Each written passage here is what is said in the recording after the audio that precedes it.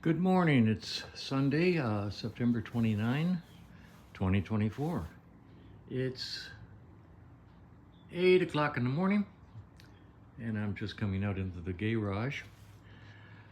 If you noticed yesterday's video, this brake light switch way down here isn't working. The wires work. If I connect them together, I get a brake light.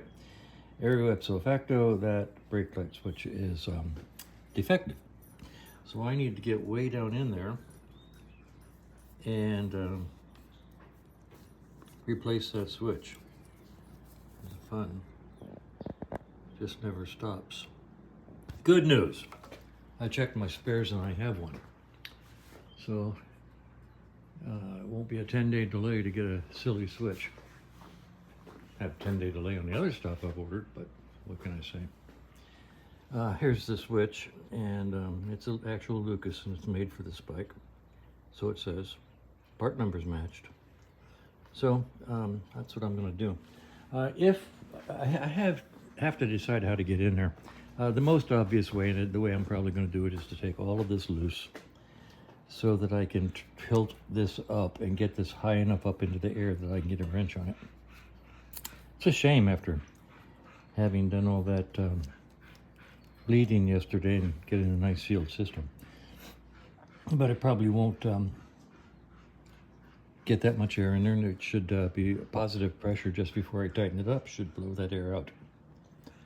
Okay, so anyway, that's what I'm going to do. I mean, the other alternative is to take the rear wheel off, and that would help, but it's still behind the swing arm, so I'm not sure it would help that much. So yeah, I'm going to loosen as much of this as I need to get it up in the air high enough to get at it, and then change it out.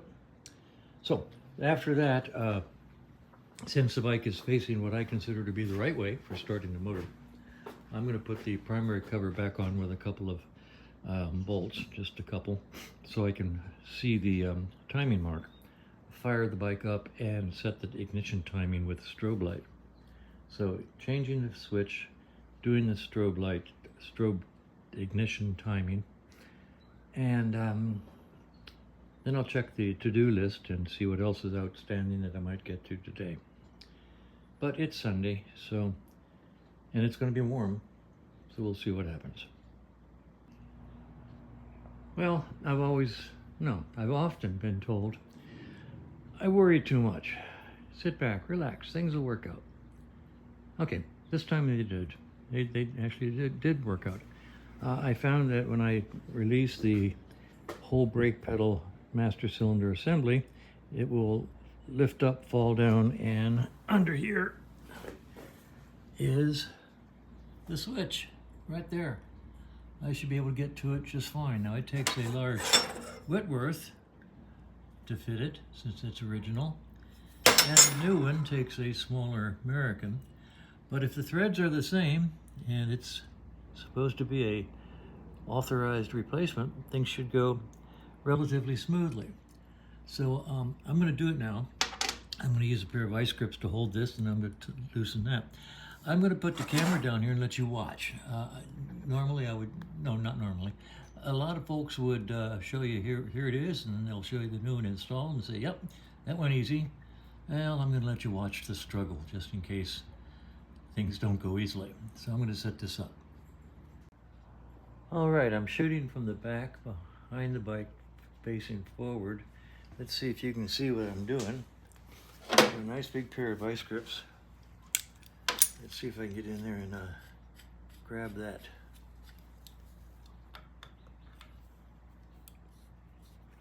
Mount right here.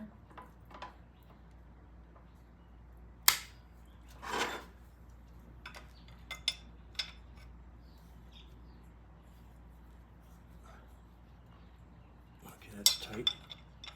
Tell you what I'm going to do. I'm gonna let that hang there for a second.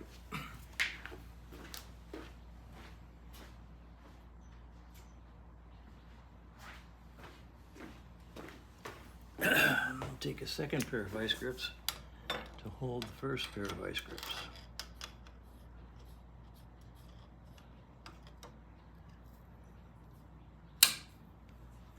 All right, right, so now let's see if I can break it free.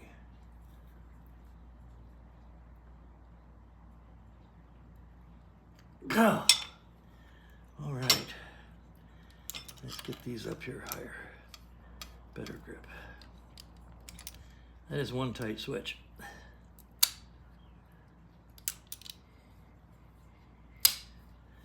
All right, try again. Righty tighty, lefty loosey, except when working upside down here. Ah! Okay. It broke free E. Okay, now I can see there's an aluminum washer on there. Hang on, I'm gonna go get another washer.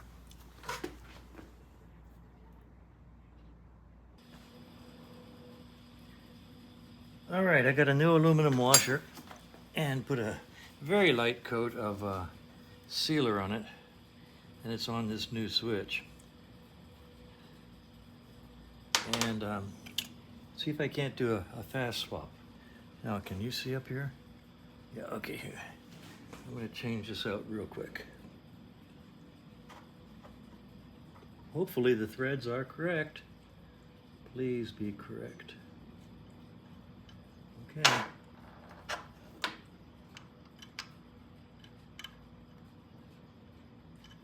Come on, get up in there.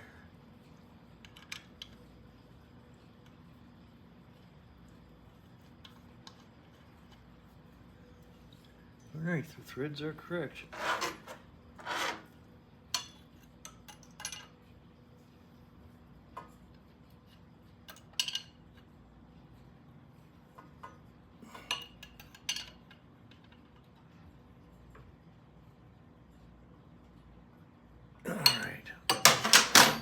Okay, it's swapped out. I'm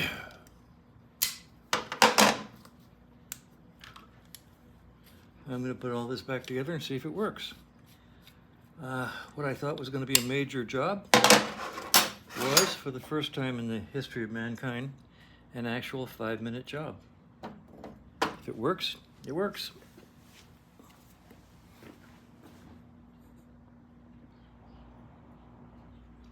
All right, the new brake switch is installed. I have a good solid rear brake, tighter than a drum. The new switch is down there. Let's see if I can zoom and maybe get a better focus. There it is. All right, now notice the position of the two wires. They're one over top of each other. And notice if you look real close, you'll see a second washer right there. Between this video and the last, I took everything apart again, dropped everything down again, took the switch out, put a second washer in here, which let me position these wires one over top of each other instead of across from each other. Across from each other, they were close to the frame, and I didn't like that. So I added a second washer, tightened them down, and now the wires are one over top of each other, well away from the frame, so much better. Now, in the meantime, they work. I'm going to hold this back here so you can see the rear light, hopefully, and we have a brake.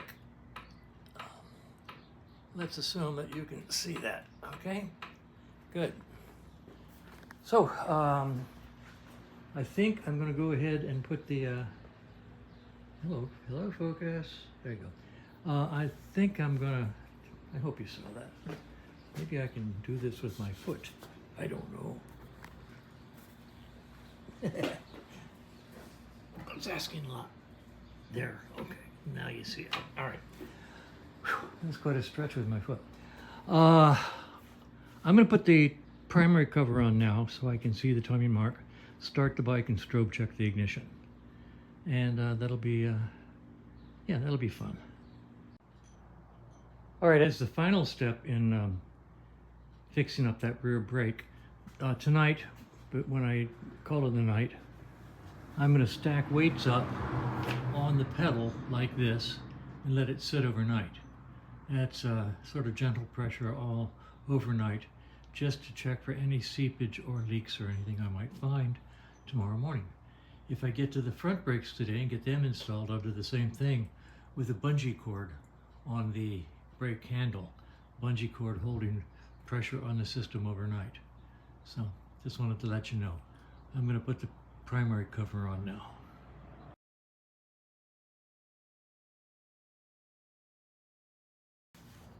All right, the bike is down and on its wheels and getting ready to do the ignition timing with the strobe light. Strobe light's down here with a battery. Wires on the spark plug wire. And I'm going to start the bike. And in order for me to work on that side and get way down low and look at the timing mark, I need to be able to rev up the throttle. So I made this little jewel, which lets me sit on the other side of the bike and pull the throttle from over there. It's kind of silly. Piece of plastic warmed up, wrapped around, clamp to hold it in place, wire. Nothing special, but it does let me work on this side of the bike and rev the engine up while I'm checking the timing. So let's see how it goes. All right, let's see if the bike will run.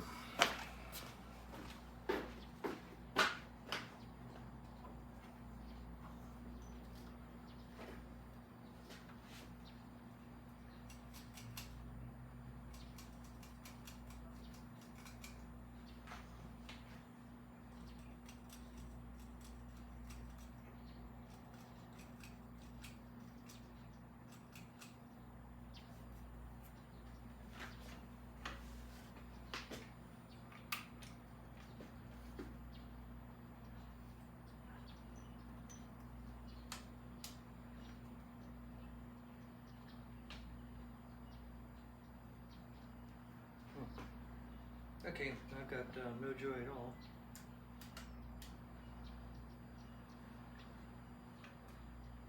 I've got ignition, I've got neutral.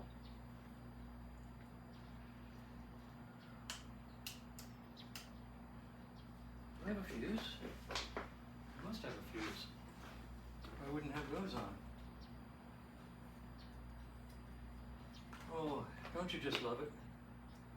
How embarrassing. Why wouldn't the starter pull?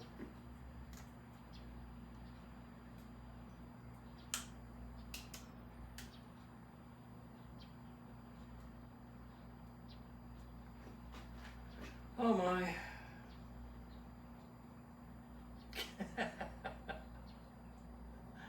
I swear, the best laid plans.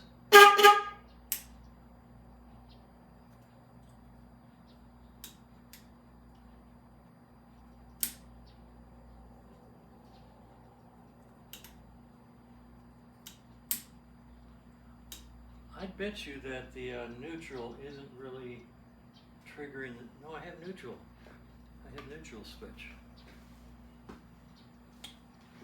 Okay, now why would it not pull the starter? Since it worked so well the other day. Well, it's going to take a bit of doing. I'll be back.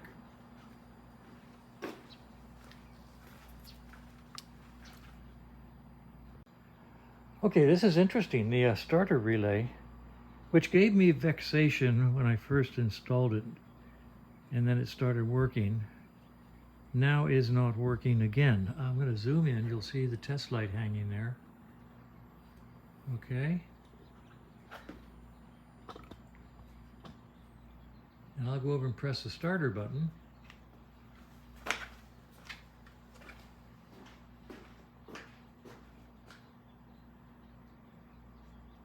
That should be pulling that relay, the solenoid, the starter relay. I'm really beginning to wonder about it. Okay. So, let me look into that. All right, it's got a good solid ground to it. Got 12 volts going to it. I'm going to put the bike back up in the air, take that starter solenoid out of the bike and test it again on the bench, and I think quite arbitrarily replace it. I'll be darned. All right, this is where frustration comes in. This is the solenoid, the starter solenoid, bench battery, ground. This is the terminal you put 12 volts on to make it click on and start the motorcycle. So I'm going to put 12 volts on it. This.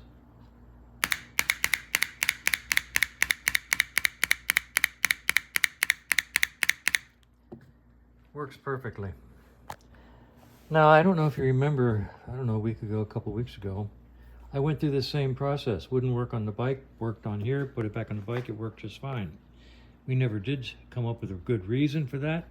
So that's where we were up until an hour ago when I tried to start the bike and nothing happened. Now, if it was internal, if it wasn't putting power through the solenoid to the motor, that's another problem. But the fact that it wasn't even activating, in other words, you couldn't hear it clicking, even if the inside terminals were bad, it wasn't even trying. It was not clicking.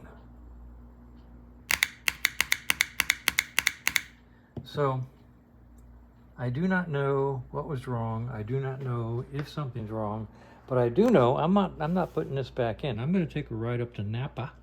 This starter solenoid is just a Ford starter solenoid. That's what Richard says, a standard old Ford solenoid that they've used in 40 billion Fords.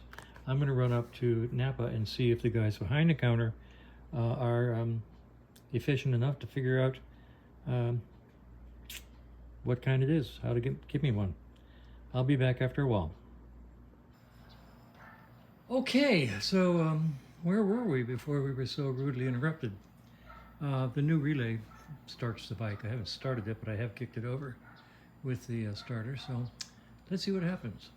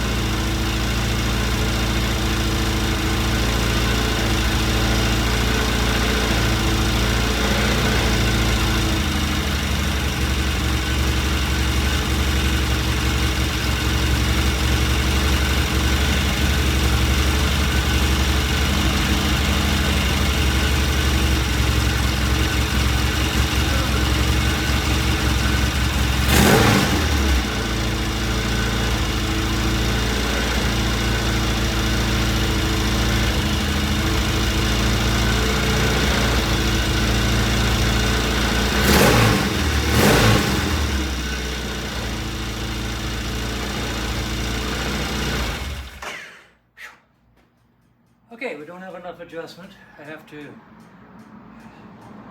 turn the rotor a little bit to the right, clockwise, because it's too far advanced. So, that'll take a moment or two. I'll be back. All right, I turned the rotor about 1/1000th of an inch clockwise, reset the outer pickup, and boy, it's right, dead nuts on. Listen to how good that sounds at the idle, and I haven't even adjusted the carburetors yet. Well, so to speak.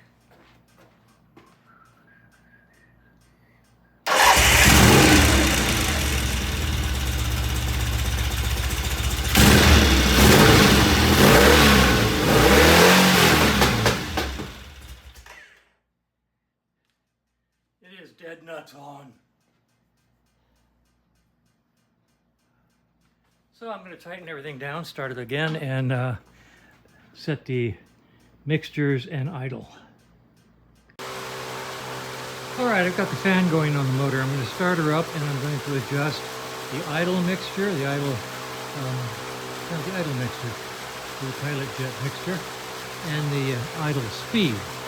Okay, you do get the bike running, and then you turn the pilot jet mixture in and out until you find mid-range of best running on both sides, and then you balance out the idle with the idle adjustments. So let's see how this goes.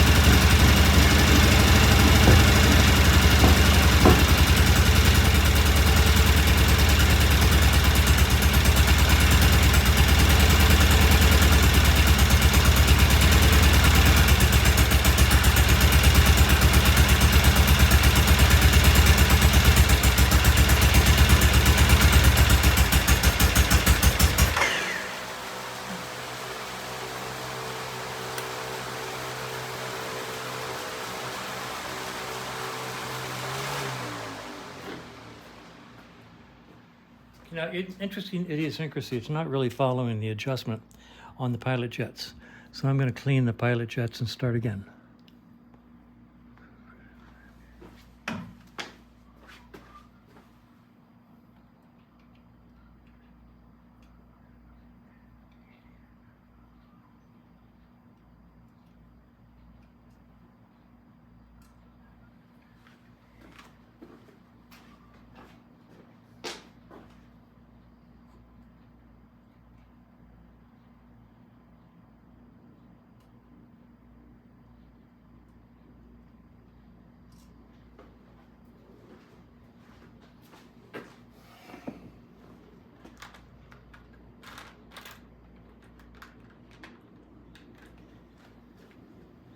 This is the pilot jet cleaner I use.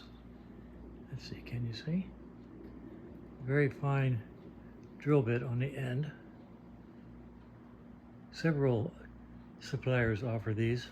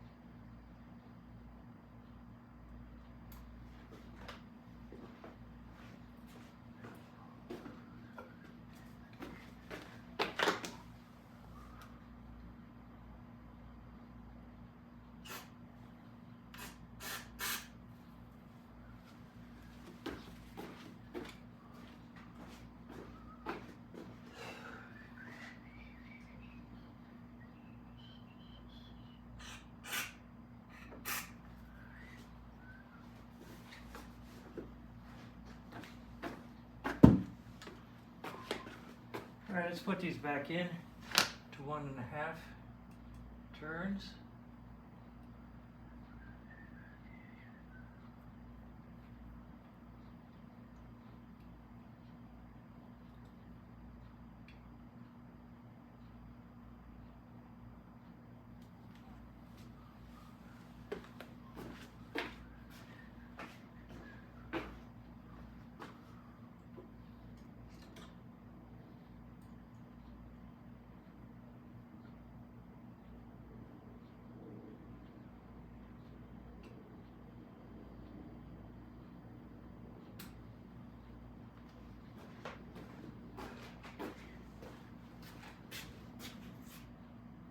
All right, let's see what happens.